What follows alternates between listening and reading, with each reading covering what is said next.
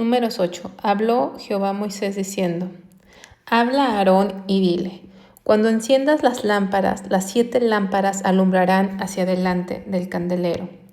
Y Aarón lo hizo así. Encendió hacia la parte anterior del candelero sus lámparas, o sea, la parte hacia adelante, como Jehová lo mandó a Moisés.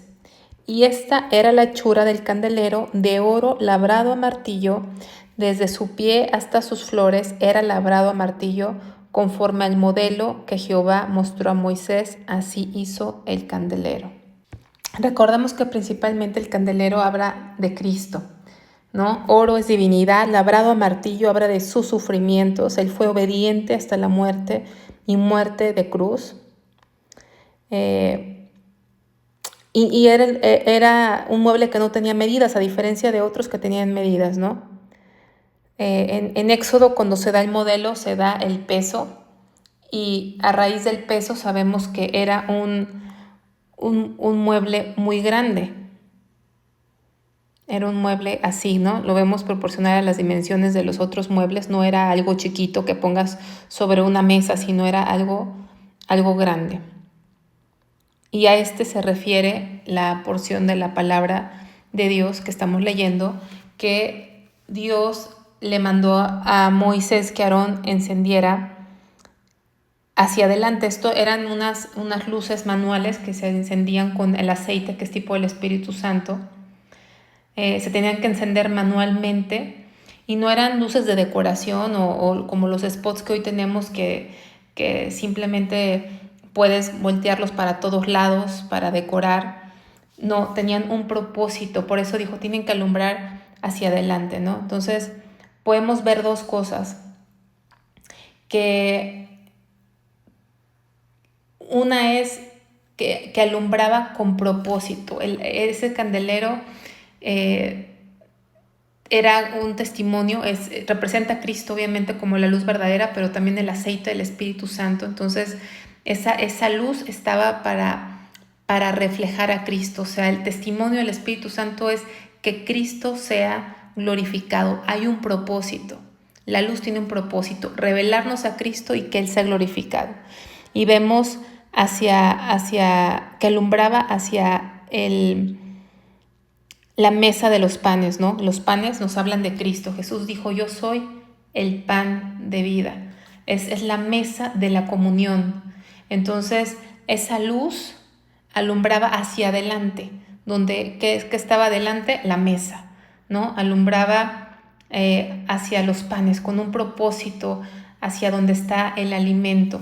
Y también podemos recordar que, por ejemplo, en Apocalipsis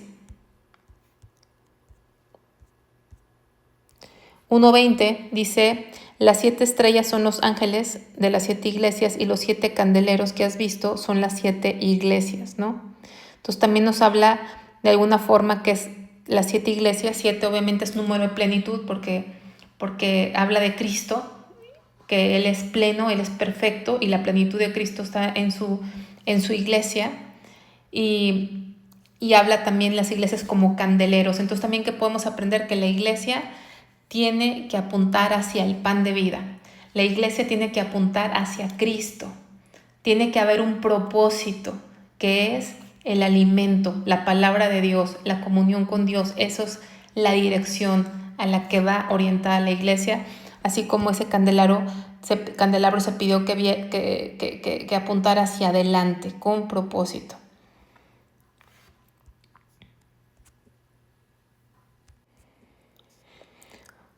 Otros versículos que podemos citar, bueno,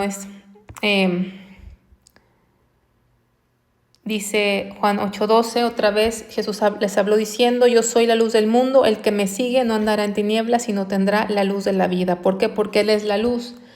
Mateo 5:16 dice, así alumbre vuestra luz delante de los hombres para que vean vuestras buenas obras y glorifiquen a vuestro Padre que está en los cielos, ¿no? Propósito, que Dios ha glorificado. Es apuntar, todo es apuntar a Cristo. Todo es apuntar a Cristo.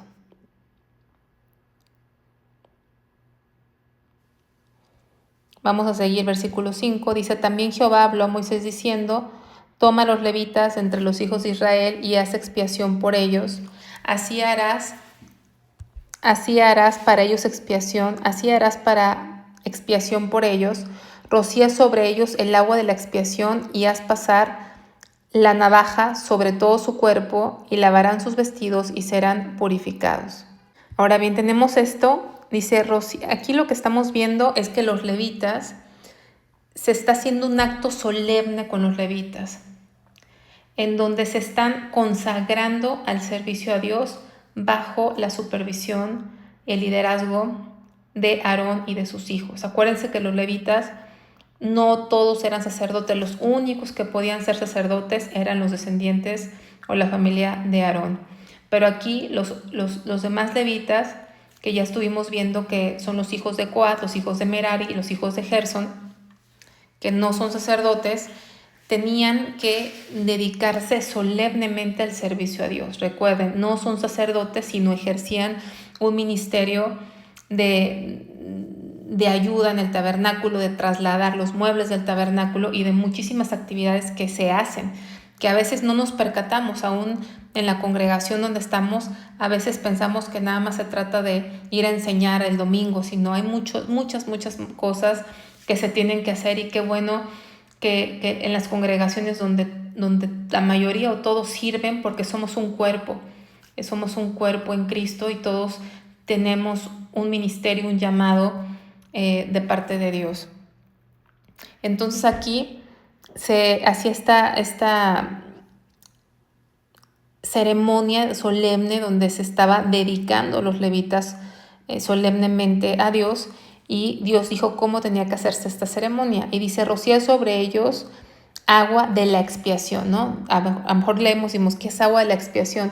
Si vamos a Números 19:9, no voy a adentrarme mucho porque si Dios nos permite vamos a llegar ahí, lo vamos a ver más detalle, pero aquí hay una ofrenda muy interesante, muy especial de parte de Dios, y dentro de esa ofrenda viene esta mención. Vamos al 13.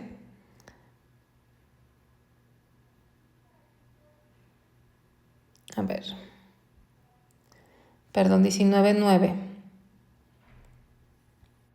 Dice: y un hombre limpio recogerá las cenizas de la vaca, que es una vaca roja, que Dios pide aquí como ofrenda, y las pondrá fuera del campamento en el lugar limpio, y las guardará la congregación de los hijos de Israel para el agua de purificación. Es una expiación.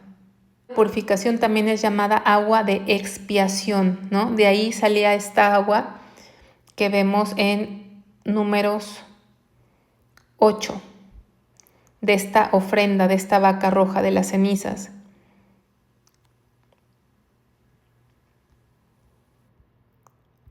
Y haz pasar la navaja sobre todo su cuerpo y lavarán sus vestidos y serán purificados. Entonces tenía que hacer expiación con ellos, rociando el agua de la expiación, haciendo que se rasuraran todo su cuerpo, o sea, todos los vellos, ceja, todo tenían que rasurarse, lavar sus vestidos y serán purificados.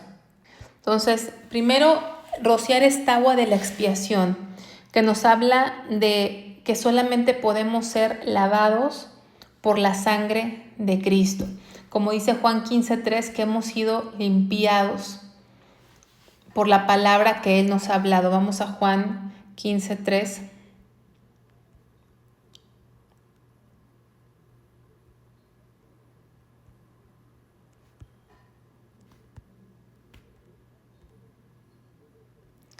Ya vosotros estáis limpios por la palabra que os he hablado. Entonces su palabra nos purifica, no nos purifica, pero nuestra purificación viene por lo que Cristo hizo en la cruz del Calvario, ¿no? Ahora somos limpios por su sangre y con esa palabra, pero no pudiéramos haber sido limpios si Él no hubiera derramado su sangre. Por eso era un agua de expiación, porque venía de esa ofrenda que hablaba del sacrificio de Cristo, esa vaca roja que tenía que matarse en Números 19, habla del sacrificio de Cristo, y es lo que nos limpia y su palabra. Y luego, ¿qué más tenían que hacer? Dice, vamos a regresar a Números 8.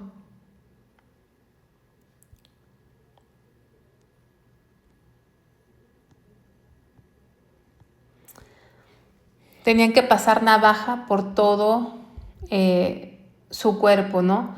Era una forma de total consagración. Al rasurarse era como dejar atrás lo pasado, era como empezar algo nuevo, así como un bebé, ¿no? Que nace de nuevo, que está lampiño, lo pasado quedó atrás, ¿no? Y dice la Biblia que en Cristo somos nuevas criaturas. Entonces, era dejar todo aquello, como dice Efesios 4.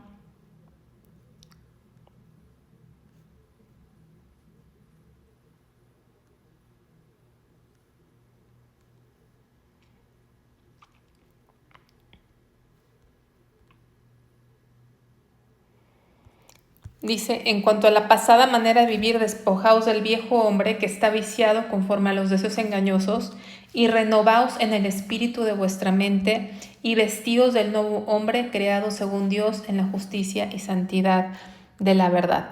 Entonces, era dejar, para entregarnos a Dios, para dedicarnos a Dios hay que dejar todos aquellos deseos engañosos, todo aquello que está relacionado con el viejo hombre, los deseos, los gustos, las costumbres, el estilo de vida, y pide una renovación, como una nueva creación. Como dice 2 Corintios 5:17, si alguien está en Cristo, nueva criatura es. Era lo que nos enseñaba con ese quitarse todo ese vello. Dejar atrás lo pasado, ser nuevas criaturas. Y si regresamos, Números 8, dice, y lavarán sus vestidos y serán purificados. Entonces, los vestidos es algo externo, es una señal. Quiere decir que había evidencia externa. Mucha gente dice, Dios conoce mi corazón, lo que importa es mi corazón, ¿no? Eso es lo que importa y Dios lo sabe y no me preocupa lo que los demás piensen. Pero aquí vemos que también tenía que haber una señal externa, pero empezó con algo interno. La verdadera santidad viene de adentro hacia afuera. La religiosidad es de afuera nada más, es superficial. Pero cuando hay un verdadero cambio, cuando hay una verdadera dedicación, hay testimonio. Hay testimonio de lo que el Señor hace, ¿no? Y recordar, como dice Apocalipsis 7:14, que Él nos ha lavado. Vamos a Apocalipsis.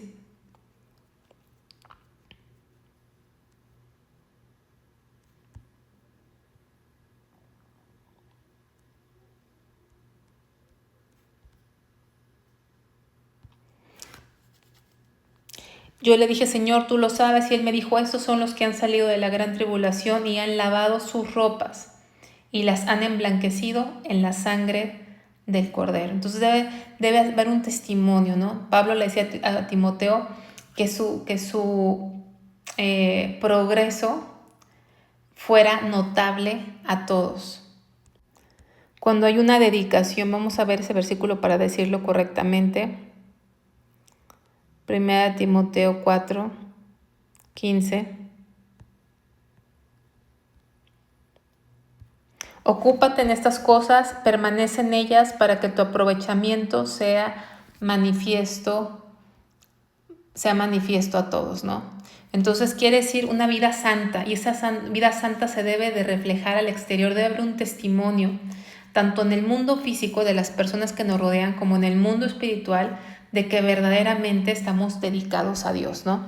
Entonces eran esas tres cosas, esa limpieza con esa agua de expiación que nos habla de Cristo, que somos limpios por su obra en la cruz y por su palabra. Ese rasurarse era una total consagración, dejar lo pasado, los vicios pasados y ser una nueva criatura. Y lavar los vestidos, un testimonio de una vida santa, ¿no? Que la dedicación a Cristo sea notoria a todas verdaderamente y auténticamente. Vamos a regresar a Números 8.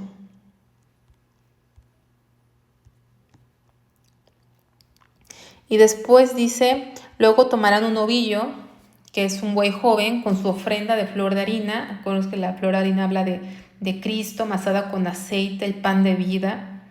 Y tomarás otro novillo para expiación. O sea, si no fuese por Cristo, porque estos sacrificios nos hablan del sacrificio de Cristo que nos reconcilia con Dios, que pagó por nuestros pecados. Si no fuera por eso, ellos no podrían acercarse a Dios, no podrían servir en el ministerio, no podrían tener acceso a las cosas santas si no fuera por Cristo, ¿no? Entonces, nosotros ahora somos como esos levitas, llamados al ministerio, llamados al servicio a Dios, pero solamente lo podemos hacer por medio de Jesucristo. Dice, y harás que los levitas se acerquen delante del tabernáculo de reunión y reunirás a toda la congregación de los hijos de Israel. Y cuando hayas acercado a los levitas delante de Jehová, pondrán los hijos de Israel sus manos sobre los levitas. O sea, llamaron a todo el pueblo para este día solemne en que los levitas se dedicaron a Dios y los representantes del pueblo pusieron sus manos sobre ellos. ¿Se acuerdan cómo en los sacrificios el oferente pone su mano sobre la cabeza del animal, en donde se está identificando con él y está por fe transfiriendo su culpa a ese animal, ¿no? Está como... es algo, ese animal está representándolos a ellos, por decir, y ese animal está siendo sacrificado en lugar de ellos. Ese animal los representaba al oferente y por eso era sacrificado. Es algo así. Al poner las manos sobre ellos era una forma de identificación donde estaban aceptando que los levitas iban a ser de alguna forma representantes, los iban a representar delante de Dios. Y esto nos habla, este capítulo, recordemos que Cristo todavía no ha venido, nos habla de la necesidad de un mediador, y pues obviamente ese mediador es Cristo, alguien que nos representa delante de Dios, solamente Cristo. Y ofrecerá Aarón los levitas delante de Jehová en ofrenda de los hijos de Israel y servirán en el ministerio de Jehová. Y los levitas pondrán sus manos sobre las cabezas de los novillos y ofrecerás el uno por expiación y el otro en holocausto a Jehová para hacer expiación por los levitas, ¿no? Ellos mismos se identificaban con estos animales. Uno era para expiación, o sea, para perdón de pecados, y el otro holocausto. El holocausto, recordemos que se quemaba totalmente y nos habla de una consagración total a Dios.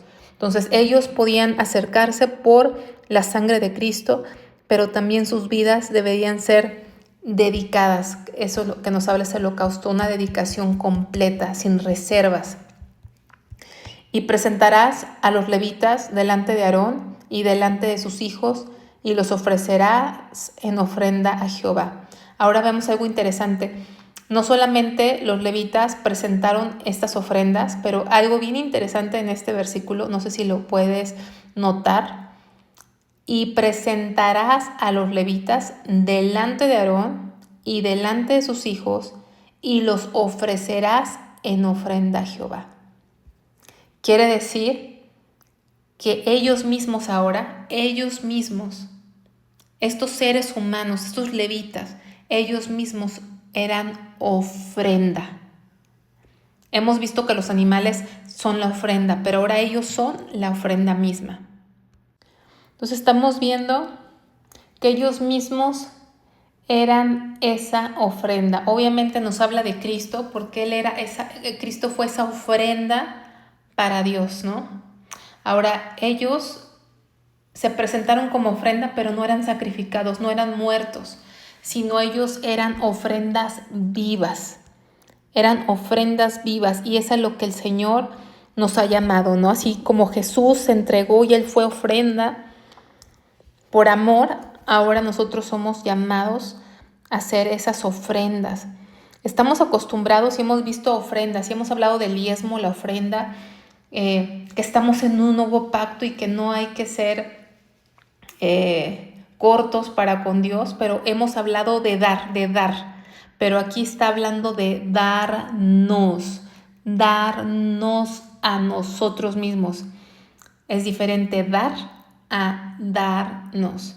Y eso se trata, que nosotros mismos seamos esa ofrenda para Dios. Que no solamente pongamos diezmos, ofrendas o como cada quien propuso en su corazón en el alfolí, sino que nosotros mismos nos metamos al alfolí, nos ofrezcamos delante de Dios, como dice Romanos 12.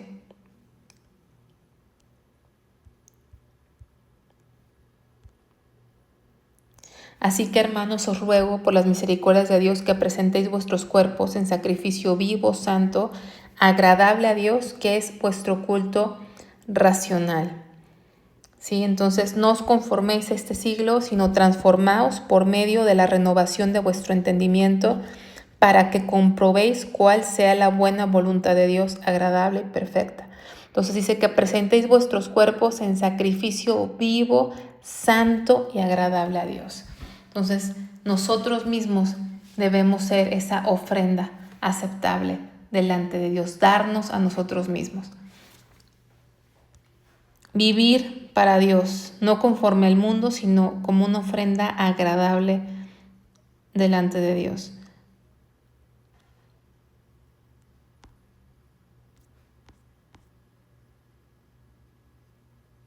Entonces leímos: y presentarás a los levitas delante de Aarón y delante de sus hijos y los ofrecerás en ofrenda a Jehová.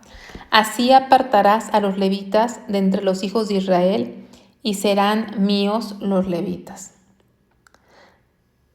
Aquí está diciendo Dios, los levitas son míos. Así los vas a apartar. Acuérdense que la palabra santo es apartado. Vas a apartar a los levitas. Ellos son míos, dedicados a mí entre los hijos de Israel. Serán míos los levitas. ¿Sí? Nosotros somos como esos levitas. La iglesia de Dios somos como esos levitas llamados por Dios a darnos como ofrenda, a apartarnos de vivir una vida santa, consagrada a Dios, por encima de todos. ¿Sí? Decir, los demás pueden. Los demás sí pueden hacer esto, los demás sí pueden decir aquello. Yo no puedo porque he sido apartado de entre los demás. No puedo ser como los demás. El problema es que muchos quieren servir a Dios y seguir siendo como los demás, seguir siendo parte de todos los demás. Y eso no es lo que está aquí. Hay un apartamiento, hay una consagración a Dios. Entonces hay muchas cosas que a lo mejor no son malas, los demás pueden. Los que están dedicados a Dios no pueden, los levitas no pueden, y la iglesia de Dios ha sido llamada, los creyentes han sido llamados a apartarse para Dios. No nada más se trata de creer en Dios mentalmente, sino a tomar este llamado, que en lo que Dios nos dice son míos. Serán míos los levitas, quiere decir ya no nos pertenecemos, no somos nuestros dueños, no tomamos las decisiones que nosotros queremos, no vamos allá y para acá, somos de Dios, ¿sí? Los que hemos creído en Él, somos llamados a ser como estos levitas y ya no somos de nosotros, somos de Dios y serán míos. Son 2 versículos que bueno, si alguien subraya sus Biblias, creo que son bonitos, muy bonitos versículos para recordar para nuestra propia vida. Después de eso vendrán los levitas a ministrar en el tabernáculo de reunión, serán purificados y los ofrecerás en ofrenda. Ellos mismos serán la ofrenda. Nosotros debemos ser ofrenda, sacrificio vivo para Dios, porque enteramente me son dedicados a mí los levitas entre los hijos de Israel. Porque enteramente me son. ¿De quién puede decir eso el Señor, no? Que dijera el Dios esto de nosotros. No que están a la mitad, ahí medio, sino enteramente. Es lo que quiere Dios de nosotros. No las obras, sino nos quiere enteros. Una plenitud, entregados completamente. Dice, y aquí nos recuerda, en lugar de todo primer nacido, de los primogénitos, los he tomado para mí, en lugar de los primogénitos de todos los hijos de Israel. En capítulos anteriores estudiamos a profundidad por qué Dios tomó a los levitas en reemplazo de los primogénitos. Eso se ve en otros capítulos.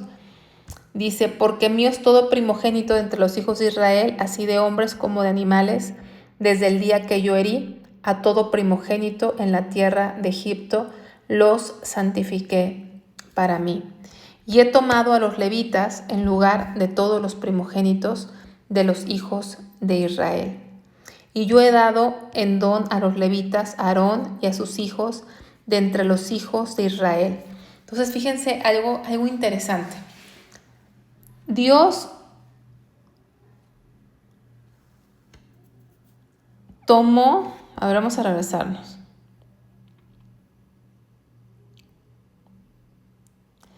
Presentarás a los levitas. Dios le dijo a Moisés, vas a llevar a los levitas delante de Aarón y delante de sus hijos.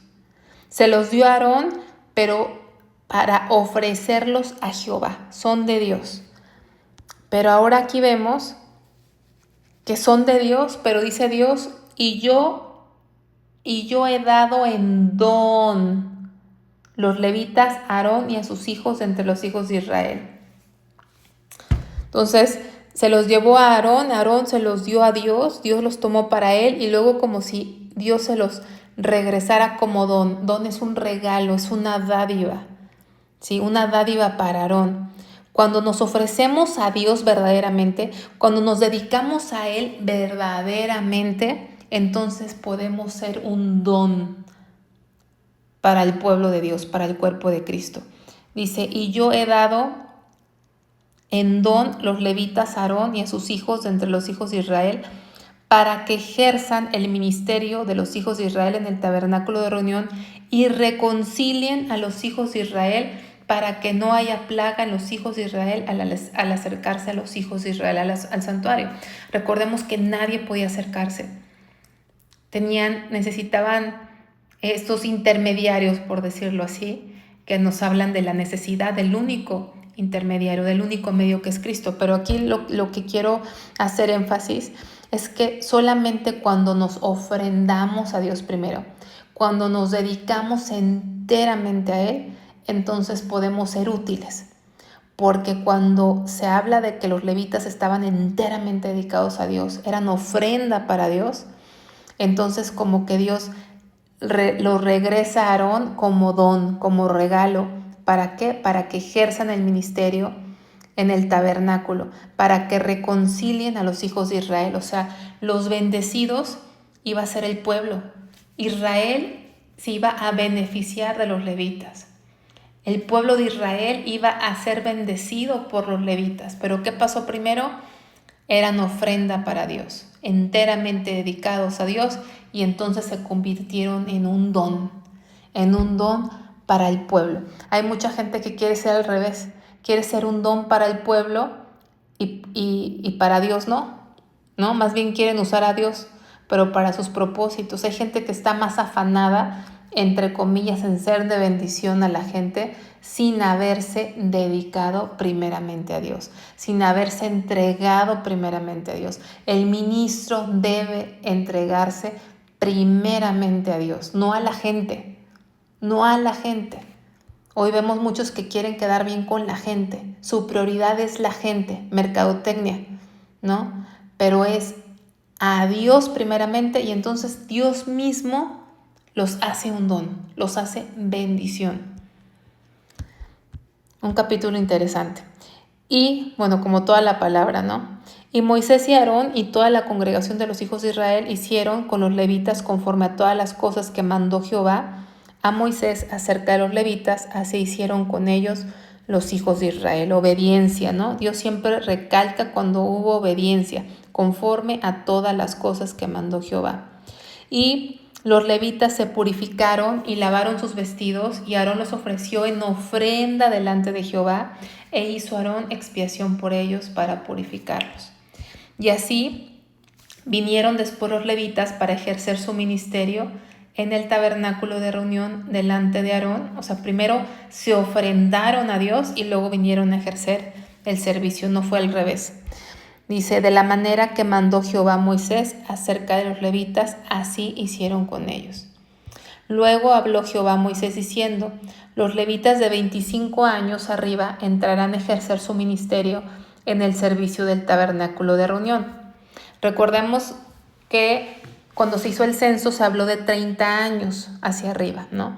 Pero aquí dice que se introdujeran a los 25, ¿no? Porque se puede entender que estos 5 años eran como practicantes, estaban formándose, estaban agarrando experiencia para que cuando llegaran a los 30 años pudiesen ejercer el ministerio. Hay mucha gente que me llama la atención, sobre todo gente que a lo mejor son artistas conocidos, de repente dicen que se convirtieron a Cristo, que creen y inmediatamente los meten a servir y los meten al ministerio sin ninguna preparación, sin ninguna capacitación, como si fuera cualquier cosa. Si para un trabajo secular necesitas preparación, necesitas estudios, a veces posgrado, etcétera, cuánto más para las cosas santas y las cosas eternas de Dios, que son más delicadas. Y que en todo esto vemos que cualquier falta podía ser cosa de muerte. Cualquier falta podía ser cosa de muerte. Entonces estaban 5 años preparándose para ese ministerio, ¿no? Dice, pero desde los 50 años cesarán de ejercer su ministerio y nunca más lo ejercerán. Servirán con sus hermanos en el tabernáculo de reunión para hacer la guardia, pero no servirán en el ministerio. Así harás con los levitas en cuanto a su ministerio. Entonces, así como había 5 años de preparación, también dice que a los 50 años ya no iban a ejercer el ministerio. ¿Por qué? Porque parte de su ministerio eran actividades muy pesadas. O sea, tenemos que servir a Dios cuando tengamos mayor fuerza, ¿no? O sea, siempre, pero cuando tengamos mayor fuerza, estemos en nuestra mayor capacidad, pero lamentablemente a veces cuando estamos en nuestra mayor capacidad se la damos al mundo y no a Dios. Pero después no era que ya no sirvieran, sino que ya no iban a tener la fuerza, por ejemplo, para los que les tocaba cargar las estructuras o cargar cosas pesadas. Era un trabajo pesado, el servicio a Dios no es fácil. Entonces, Dios en su misericordia y sabiduría decía, ya no pueden ejercer con esa capacidad de su vigor, pero fíjense qué interesante, no los hizo a un lado, no les dijo, bueno, ya váyanse a su casa a descansar, no. La milicia es para siempre, el servicio a Dios es hasta la muerte, hasta el último aliento de nuestra vida, no a lo mejor en el mismo ritmo que cuando éramos jóvenes, pero no rechaza a Dios a un anciano, sino que estaba para hacer guardia. ¿Qué quiere decir esto? Que estaba para supervisar, ¿sí? Podía trabajar cuidando, velando por el tabernáculo, que no se profanara, pero también como un supervisor, como un guía para los nuevos. Qué importante es esa sucesión ministerial, ¿no? Llega un punto en que Dios nos pasa a otra etapa. Ya no estamos en una etapa de hacer ciertas cosas, estamos en otra etapa de hacer otras cosas, pero las nuevas generaciones necesitan la experiencia de los ancianos, la experiencia en Cristo de los ancianos. Es importante esa mezcla de vigor con experiencia en Dios.